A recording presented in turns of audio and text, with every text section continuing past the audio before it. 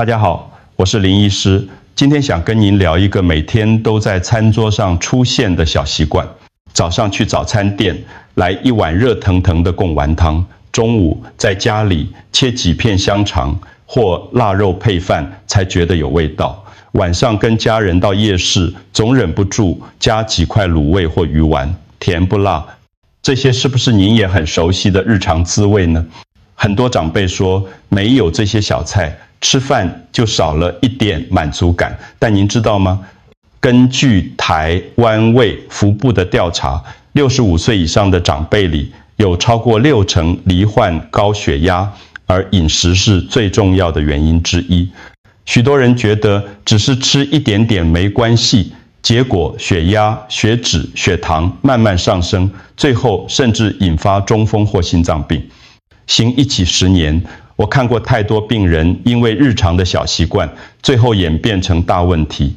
有些人真的很无奈，他们说这是我从小吃到大的味道，不吃就觉得怪怪的。我完全能理解这份情感，因为这些确实是属于我们的家常味道，但身体的负担不会因为习惯而消失。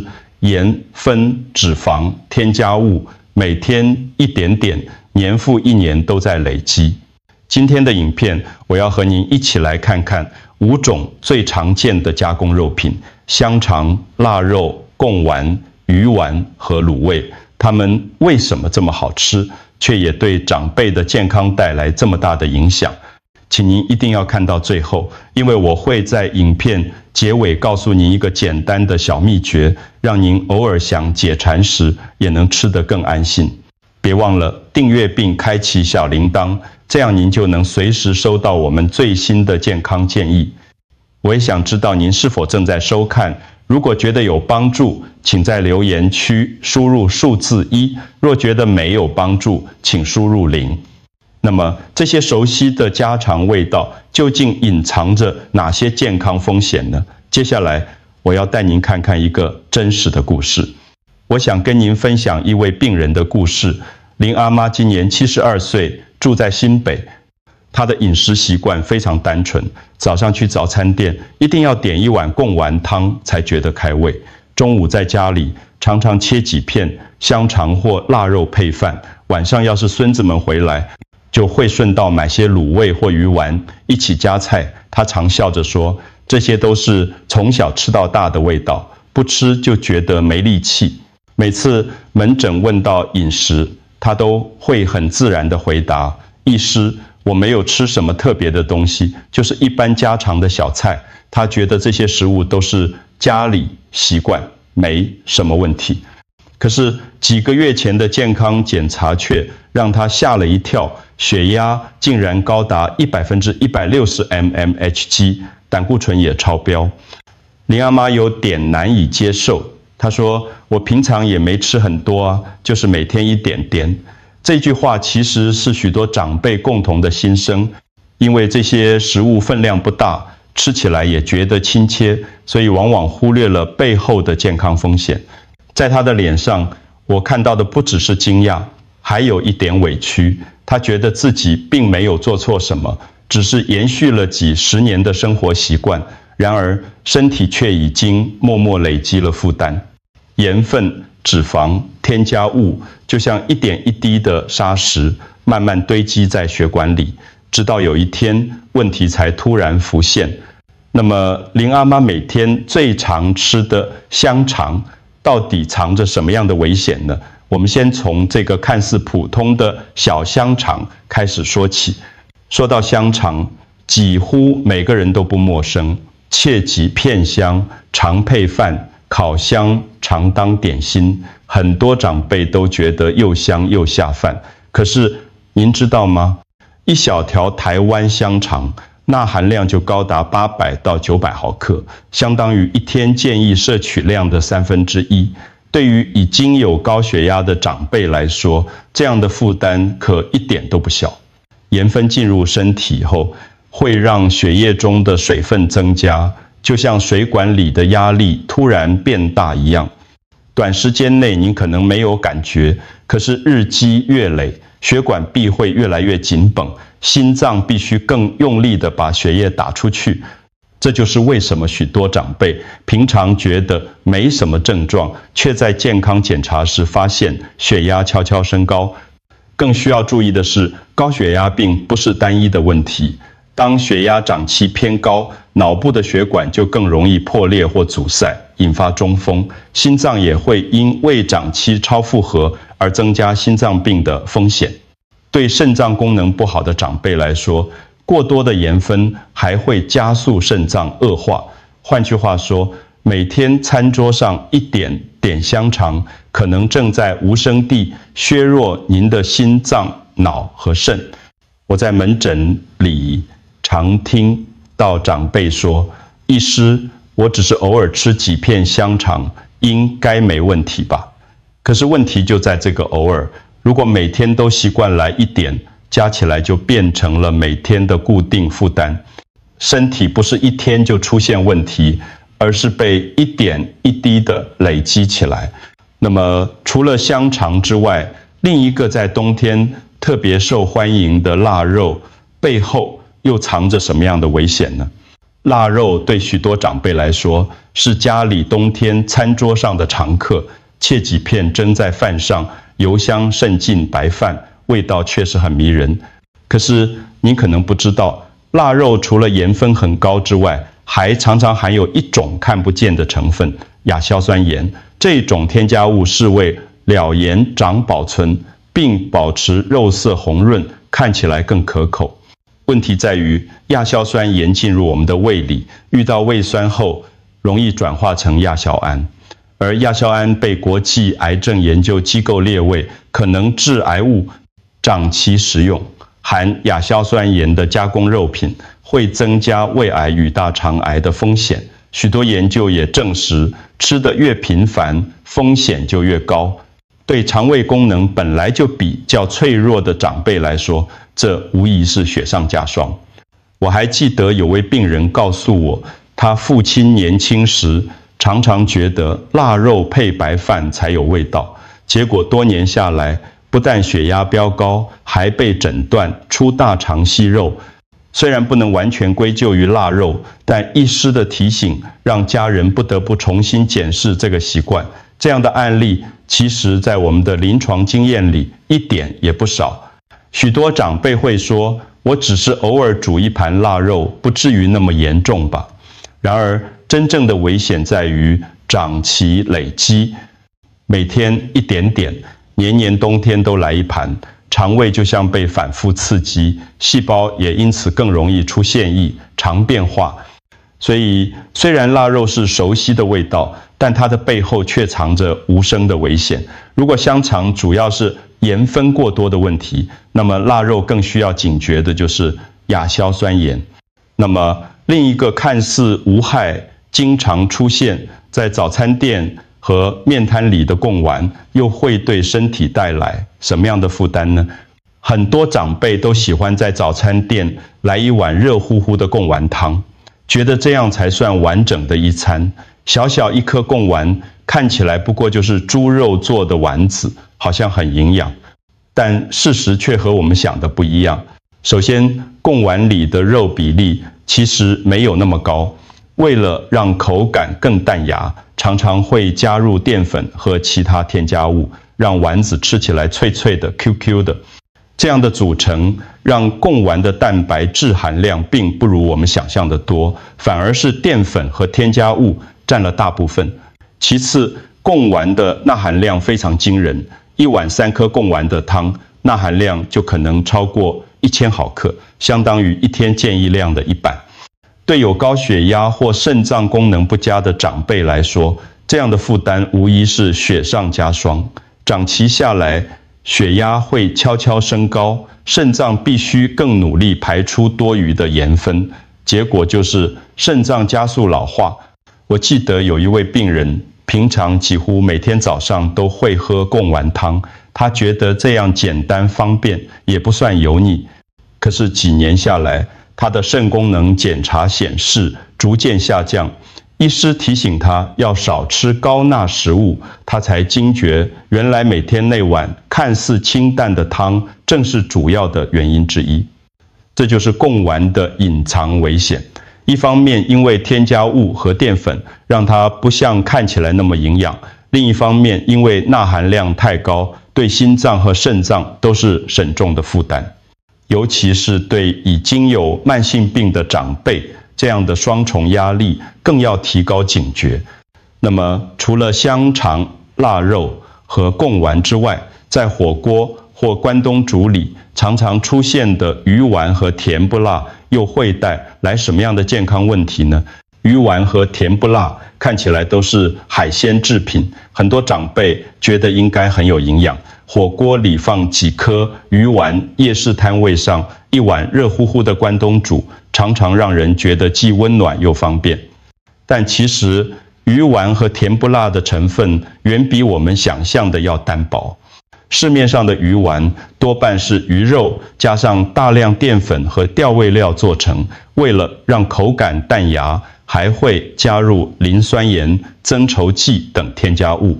结果就是鱼肉比例并不高，真正的蛋白质含量有限，反而淀粉与添加物占了大部分。换句话说，看似补充鱼肉，实际上得到的营养却不多。另外，鱼丸和甜不辣的钠含量往往被忽略，一份鱼丸汤钠含量就可能超过700毫克，甜不辣更是因味酱汁与调味、盐分含量惊人。长辈们若习惯一边聊天一边慢慢吃，常常不知不觉就摄取过量，长期下来，不仅血压上升，对肾脏的负担也会加重。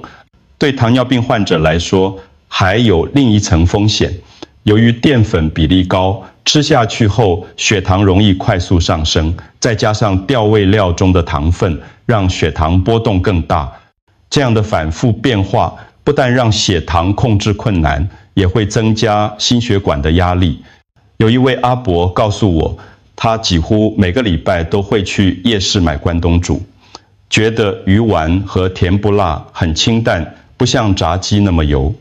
直到有一次检查，血压和血糖双双超标，他才惊觉这碗清淡小吃其实一点也不清淡。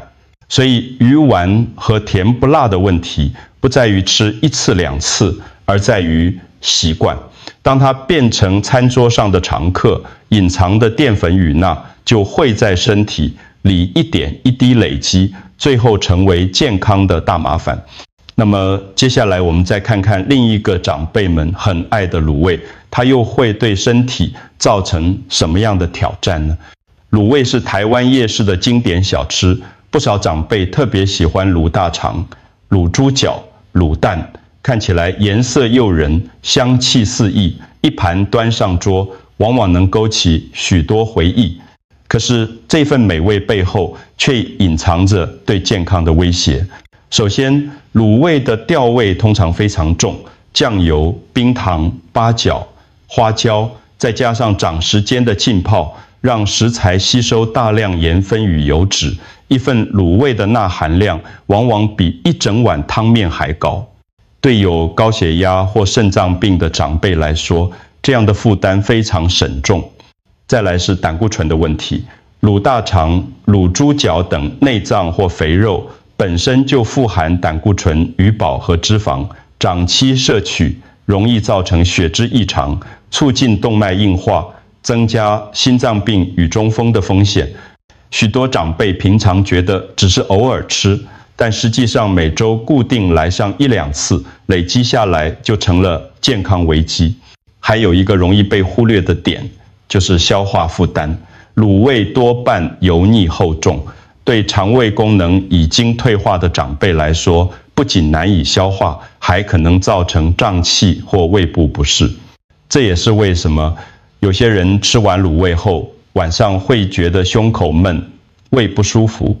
我印象深刻的是，一位常常到夜市买卤味的阿姨，因为觉得卤蛋很补，卤猪脚可以养生，结果健康检查发现胆固醇偏高，血管硬化。他很压抑地问：怎么会？我又不是天天吃。其实正是这种不知不觉的累积，才让问题浮上台面。所以卤味虽然是熟悉又美味的选择，但油、盐、胆固醇的3重负担，对长辈的心血管和肾脏都是一大挑战。如果香肠是盐分过高，腊肉是亚硝酸盐，贡丸是添加物，鱼丸是淀粉，那么卤味就是油盐胆固醇的集合。那么为什么这些本来属于过去的保存方式或小吃习惯，至今仍然留在我们的日常生活里呢？很多长辈会说，我们从小就是这样吃的，香肠、腊肉、贡丸、鱼丸、卤味都是家常味道，怎么会有问题呢？其实这些食物的出现和过去的生活条件有很大的关系。在早年物资不足、没有冰箱的年代，腊肉和香肠是最实用的保存方式，鱼丸、贡丸则是加工后方便保存与贩售的小吃。至于卤味，更是街头巷尾随手可得的平价选择。这些饮食习惯确实陪伴了好几代人。然而，环境和身体状况已经不同了。现代的饮食选择更多元，肉类、蔬菜、新鲜食材一应俱全，根本不需要再靠大量盐分、油脂或添加物来保存。加上年纪渐长，身体的代谢能力下降，血管弹性减少，肾脏功能也慢慢衰退。过去能承受的东西，如今却可能成了压垮健康的原因。我常在诊间提醒病人，同样一盘卤味，20岁时吃只是饱足，70岁时吃却可能成了血压和胆固醇的负担。这并不是要否定传统，而是希望大家能理解，时代改变了，身体也跟着改变，我们的饮食习惯自然要调整。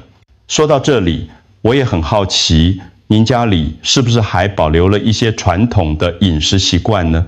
欢迎您在留言区和我们分享，让更多人知道，原来大家都有相似的经验。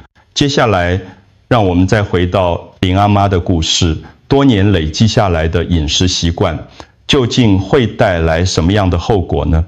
几个月后的一个晚上，林阿妈像往常一样，晚餐配了几片腊肉，又在电视前吃了些卤味。饭后不久，她突然觉得头晕眼花，走路也不太稳，家人吓得立刻把她送到医院。检查结果显示，她的血压高达110/190 mmHg， 医师判断已经是高血压急症，如果再晚一步，可能就会引发中风。住院时，医师详细询问她的饮食习惯，才发现她长年每天都会吃一点香肠、腊肉或贡丸汤，偶尔再加上鱼丸、卤味。虽然分量不多，但日复一日的累积，让盐分、脂肪和添加物慢慢地压垮了血管与肾脏。林阿妈听了之后，眼眶泛红。她说：“这些都是我最习惯的味道，没想到竟然会害我差点中风。”这份心情其实是许多长辈的缩影。习惯与回忆的确难以割舍，但健康却往往在不知不觉中被偷走。在医院里，他接受降压治疗，也开始反思自己的饮食。家人安慰他：“阿妈，不是叫你完全不能吃，只是要少一点，换个方式吃。”这句话让他慢慢放下心里的纠结，也愿意尝试调整。这段经历提醒我们，健康问题往往不是突然发生，而是多年小习惯累积的结果。当我们还觉得没什么的时候，身体其实已经在默默承受。那么，面对这些日常的加工肉品，专业医师会给我们哪些建议呢？下一段我将和您分享几个简单实用的做法。在医院里，我常常告诉病人，您不需要完全放弃香肠、腊肉、贡丸、鱼丸或卤味，但一定要学会减量、减频率。很多时候，健康不是要我们完全舍弃，而是懂得如何拿捏。首先是分量，如果真的想吃香肠，不必一整条，只要切1-2片解解馋就好。贡丸也不需要3颗5颗，1颗就足够。腊肉可以偶尔尝一片，但不要天天都上桌。这样做既能保留味道，又能减少负担。第二是频率，过去可能每天都吃一点，现在可以改成1周1、2次。长辈常说，少量多次没关系，但对身体来说，每天累积才是最大问题。间隔拉长，让身体有恢复的时间，自然就能降低风险。第三是搭配，这些加工肉品应该当作配角，而不是主角。餐桌上多放些青菜、豆腐、白肉或鱼肉，让新鲜食材成为主要来源。当香肠或卤味只是餐桌上的一小部分时，盐分与油脂的负担也会跟着下降。最后是处理方式，很多人不知道，其实香肠、腊肉或贡丸在料理前，先用热水稍微汆烫，可以去掉部分盐分和油脂。这个小动作虽然看似不起眼，却能为健康减轻不少压力。我常对病人说，吃东西就像调味一样，点缀即可，不要让它变成主角。只要懂得掌握分量与频率，您就能在保留熟悉味道的同时，让身体更安心。接下来，我要和您做一个总结，提醒大家这段旅程最重要的核心观念，并且告诉您一个简单的小秘诀，让您在想吃这些家常味的时候，也能更健康。各位朋友，今天我们一起走过了5种最常见的加工肉品：香肠、腊肉、贡丸、鱼丸和卤味。这些都是陪伴我们多年的家常味道，很多人从小吃到大，已经成了生活的一部分。